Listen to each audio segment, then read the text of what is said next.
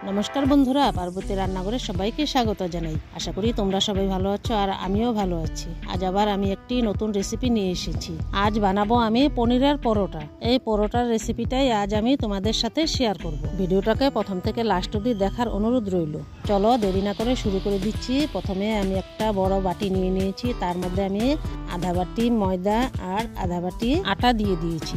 তারপর একটু নুন দিয়ে দিয়েছি আর একটু চিনি, তারপর একটু খাবার সোডা দিয়ে দিয়েছি, তারপর একটু সাদা তেল দিয়ে সব কিছুকে একসাথে ভালোভাবে আমি মেখে নেব।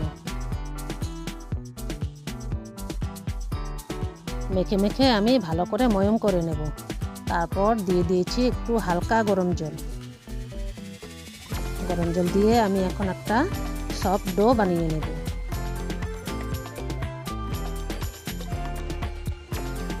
ডোটা আমার এখন রেডি হয়ে গেছে। আমি এখন 10 মিনিটের জন্য ঢেকে রেখে দেব। তারপর আমি পনিরের পুরটাকে বানিয়ে নেব। আমি এখানে 100 গ্রামের মতো পনির নিয়েছি আর একটা ছোট সাইজের আলু নিয়েছি। পনিরটাকে গ্রেট করে নিলাম। তারপর এখন আলুটাকেও একটু গ্রেট করে নিচ্ছি। তারপর দিয়ে দিয়েছি পেঁয়াজ কুচি, নুন, লঙ্কা গুঁড়ো, ভাজা জিরে গুঁড়ো, ধনে পাতা, সব কিছুকে আমি একসাথে মিশিয়ে নিচ্ছি। এখন আমার পুরটাও রেডি হয়ে গেছে। পুরটাকে এখন আমি একটু সাইডে রেখে দেব। আর ময়দার ডোটাকে আমি এখন একটু দেখে নেব। এখন হাত দিয়ে আরও একটু মেখে নেব। মেখে মেখে আরও একটু সফট করে নিচ্ছি। তারপর আমি ডোটাকে হাতের সাহায্যে একটু লম্বা করে নিচ্ছি। তারপর আমি চাকু দিয়ে একটু সাইজ করে কেটে নেব। এখানে আমার 5টা টুকরো হয়েছে। তারপর আমি 5টা টুকরাকে আমি গোল গোল করে লেচি করে নেব।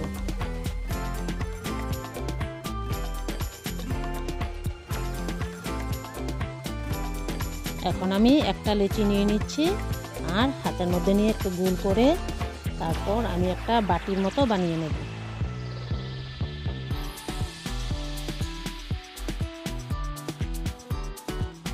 তারপর আমি পনিরের পুরটাকে বাটির মধ্যে বেশি করে চেপে চেপে ভরে দিচ্ছি। তারপর সাইডের থেকে আমি মুখটাকে হাত দিয়ে চেপে চেপে ভালো করে আমি মুখটাকে বন্ধ করে দেব।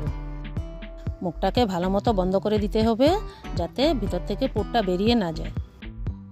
এখন আমি ময়দা ছড়িয়ে একটু হাত দিয়ে একটু চেপে চেপে বড় করে নেব আর হালকা হাতে একটু বেলে নেব।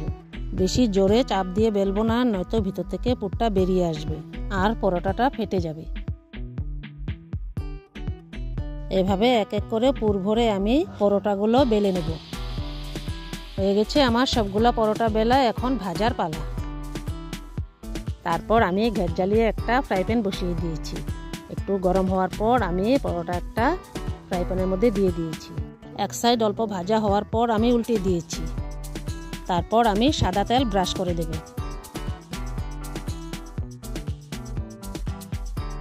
তারপর আবার উল্টে দেব।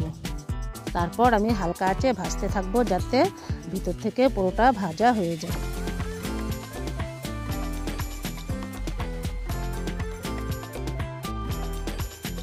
পরোটাটা সম্পূর্ণভাবে ভাজা হয়ে গেছে আর কালারটাও চলে এসেছে। আর দেখো কত সুন্দর ফুলেও গেছে।